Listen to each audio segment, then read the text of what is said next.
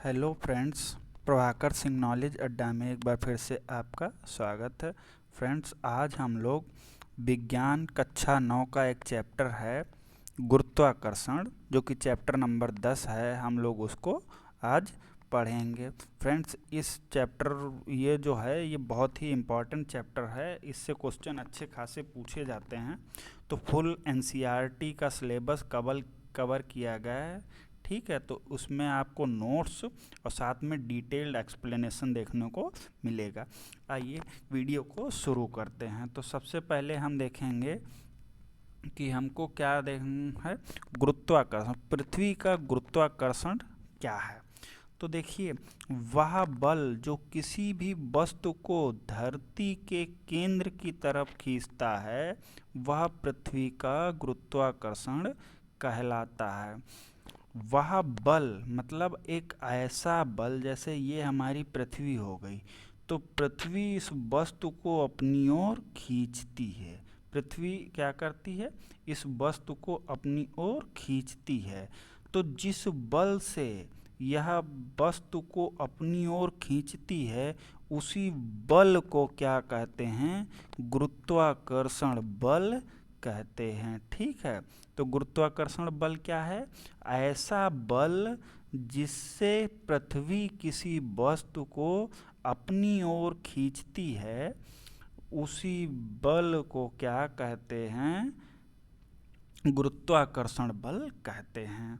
तो ये कोई मान लिया हमने वस्तु हो गई और ये हमारी पृथ्वी हो गई, तो हमारी पृथ्वी इस वस्तु को अपनी ओर खींचेगी। जिस बल से खींचेगी उस बल को क्या कहेंगे, गुरुत्वाकर्षण बल। उदाहरण में देखते हैं, अगर हम कोई एक पत्थर बिना धक्का दिए फेंकते हैं, वह पत्थर पृथ्वी की ओर त्वरित हो जाता है, और जब पृथ्वी की धरती की तरफ त्वरित होता है तो पता चलता है कि इसके ऊपर एक बल लग रहा है। मान लिया आपने कोई एक पत्थर फेंका तो पत्थर जाएगा, और जब ये लौट रहा होगा तो इस पर एक बल कार्य कर रहा होगा।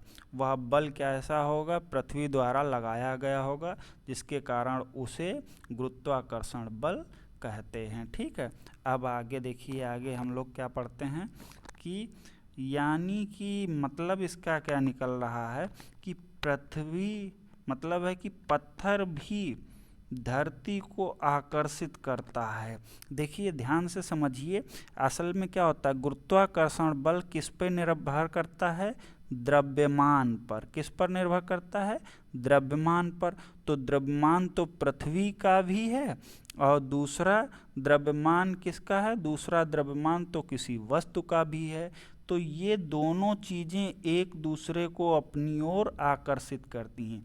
यानी वस्तु भी पृथ्वी को अपनी ओर आकर्षित करेगी और पृथ्वी भी वस्तु को अपनी ओर आकर्षित करेगी। लेकिन जो पृथ्वी का द्रव्यमान होता है ये बहुत बड़ा होता है, किसकी तुलना में, वस्तु की तुलना में। इसलिए क्या होता है, वस्तु पृथ्वी की ओर खींची चली जाती है। ये बात समझिएगा, किसके पर निर्भर करता है, द्रव्यमान पर। अगर कोई ऐसी चीज, जैसे हम एक तरफ सूर्य ले लेते हैं, तो सूर्य का जो द्रव्यमान है वो पृथ्वी के द्रव्यमान से भी बड़ा हो जाता है। तो इस स्थिति में भी क्या होगा, जो गुरुत्वाकर्षण बल है वो लगेगा, लेकिन क्या होगा, अब की किधर लगेगा, सूर्य की तरफ लगेगा। किधर की तरफ लगेगा, सूर्य की तरफ। तो सूर्य पृथ्वी को अपनी ओर खींच लेगा। ठीक है, ये चीज़ ध्यान रखेंगे। गुरुत्वाकर्षण बल किस पर निर्भर करता है, द्रव्यमान पर। जिस वस्तु का द्रव्यमान अधिक होगा वह दूसरी वस्तु को अपनी ओर खींच लेगी। ठीक है, आइए इसके आगे देखते हैं। देखिए, न्यूटन का गुरुत्वाकर्षण का नियम। तो देखिए, एक वैज्ञानिक थे सर आइजैक न्यूटन। ध्यान से देखिएगा, कौन, सर आइजैक न्यूटन। उन्होंने यह गुरुत्वाकर्षण का नियम दिया था। कब दिया, 1867 में। ये ध्यान रखेंगे, 1867 में उन्होंने गुरुत्वाकर्षण के नियम का प्रतिपादन किया था। ठीक है, अब देखिए, न्यूटन को गुरुत्वाकर्षण के नियम के अनुसार इन्होंने क्या बताया, दो पिंड हैं। तो दो पिंड ये ले लिए हमने। ठीक है, दो पिंड हो गए ये। दो पिंडों के बीच गुरुत्वाकर्षण बल, इनके बीच में जो गुरुत्वाकर्षण बल लग रहा है वो उनके द्रव्यमानों का गुणनफल का अनुक्रमानुपाती, यानी इसका द्रव्यमान अगर हम m1 मान लें और इसका द्रव्यमान m2 मान लें तो इनके बीच लगने वाला बल क्या होगा, इनके द्रव्यमानों के गुणनफल, तो देखो द्रव्यमानों का गुणनफल और उसके अनुक्रमानुपाती होगा। यहाँ से समझिए लगने वाला गुरुत्वाकर्षण बल यानी कि ये F और उनके द्रव्यमानों के गुणनफल, तो द्रव्यमान क्या थे m1 m2, उनके गुणनफल के अनुक्रमानुपाती कर दिया, तथा उनके बीच की दूरी, तो हमने दूरी यहाँ क्या मान ली, इनके बीच की दूरी कितनी है d है, इनके बीच की दूरी कितनी है d, तो हमने देखा उनके बीच की दूरी का वर्ग यानी क्या है, दूरी के वर्ग के व्युत्क्रमानुपाती, तो अगर उनके बीच की दूरी d है तो d का वर्ग और ये उसके क्या है व्युत्क्रमानुपाती होता है। ध्यान से समझिएगा, क्या कोई भी दो पिंड ले लिए, उनके द्रव्यमान क्या हैं m1 और m2 हैं और उनके बीच की दूरी कितनी है d, तो न्यूटन ने कहा कि उनके बीच लगने वाला गुरुत्वाकर्षण बल उनके द्रव्यमानों के गुणनफल के अनुक्रमानुपाती होगा और उनके बीच की दूरी यानी दूरी कितनी है d, तो d के वर्ग के व्युत्क्रमानुपाती होगा। यही बात यहाँ लिखी है, अगर m1 m2 हो, उनके बीच की दूरी d हो तो उनके बीच का गुरुत्वाकर्षण बल क्या होगा, ये होगा। अब आइए इसके आगे हम लोग देखते हैं। यहाँ तक लिखने के बाद तो देखिए अब इन दोनों लाइनों को मिला के हम क्या देख सकते हैं कि F जो हो जाएगा वो समानुपाती होगा किसके, m1 m2 और बटे में d स्क्वायर के। जब कभी भी ये समानुपाती का निशान हटाते हैं तो एक नियतांक लगाते हैं, तो यहाँ उस नियतांक को g के रूप में लगाएंगे और अभी हम जानेंगे ये g क्या है, तो ये रहा m1 m2 बटे d का स्क्वायर, ठीक है।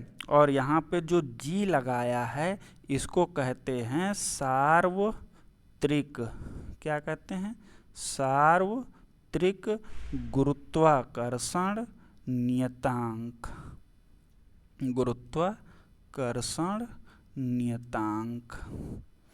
तो g का नाम समझ में आया, उसको क्या कहते हैं, नियतांक। जी किस प्रकार नियतांक, सार्वत्रिक गुरुत्वाकर्षण नियतांक। और ये सूत्र जो है ये किसका सूत्र है, न्यूटन के नियम का सूत्र है, ठीक है। आइए आगे देखते हैं। तो इसी नियम को अब उन्होंने लिखा है कि देखिए ये नियम कैसा है, दो वस्तुओं के बीच लगने वाला बल उनके द्रव्यमानों के गुणनफल के अनुक्रमानुपाती होता है। दो वस्तुएं वही हमने बताया था, कोई दो वस्तुएं हैं, इनके द्रव्यमान कितने हैं m1 m2 हैं, उनके द्रव्यमानों के गुणनफल के अनुक्रमानुपाती होता, तो ये देखिए यहाँ लिखा है। और दो वस्तुओं के बीच का बल उनकी दूरी के वर्ग के, यानी दूरी यहाँ d है तो दूरी के वर्ग के व्युत्क्रमानुपाती होता है, ये वाली लाइन देखिए, ठीक है। अभी हम लोग जैसा पढ़ चुके थे। अब इन दोनों नियम को एक साथ लिखने पर हम लोग क्या अभी पाए थे, इन दोनों नियम को एक साथ लिखने पर क्या, g m1 m2 बटे में d का स्क्वायर, यही तो मिला था, ठीक है। तो अब बताइए f का अगर हम कहें इसका मान क्या होगा, बल का मान, ये सूत्र मिल गया। अब हम मात्रक पूछेंगे या इसका इकाई, तो हम सब ने पढ़ा है बल की इकाई क्या निकलती है, न्यूटन, ये ध्यान रखेंगे, बल की इकाई न्यूटन। और m क्या है, द्रव्यमान, तो द्रव्यमान की इकाई किलोग्राम। और d क्या है, d है दूरी, दूरी की इकाई क्या है, मीटर में। तो यही आपको नियम वहाँ से लिख देना और ये दो नियम आपको ये लिखने हैं, केवल ये दो नियम ही ध्यान रखने हैं। और अंत में ये सूत्र लिख देना है, ये सूत्र ही क्या है, न्यूटन के गुरुत्वाकर्षण का नियम है। ठीक है, आइए अब आगे देखते हैं। गुरुत्वाकर्षण बल, जो हम लोग जी पढ़े थे उस पे हम लोग डिस्कस करते हैं। जी क्या है? सार्वत्रिक गुरुत्वाकर्षण स्थिरांक कहलाता है। अभी हमने पढ़ा था ये वाला जी। इसका मान किन्हीं दो वस्तुओं के लिए सभी स्थानों पर स्थिर होता है। कहा था कि जी क्या होता है? नियतांक होता है। क्या होता है? नियतांक। तो इसका मान कोई भी दो वस्तुएं होंगी तो संपूर्ण पृथ्वी पर या कहीं पर भी इसका मान फिक्स रहता है, यानी समान रहता है। और इसका मान कितना होता है ये देखिए, ये हम बात कर रहे हैं केवल गुरुत्वाकर्षण नियतांक जी की। तो इसका मान देखिए कितना है? 6.67 गुणे 10⁻⁻11 न्यूटन मीटर स्क्वायर बटे में किलोग्राम स्क्वायर। ये इसका मान है, इम्पॉर्टेंट है, ध्यान रखेंगे।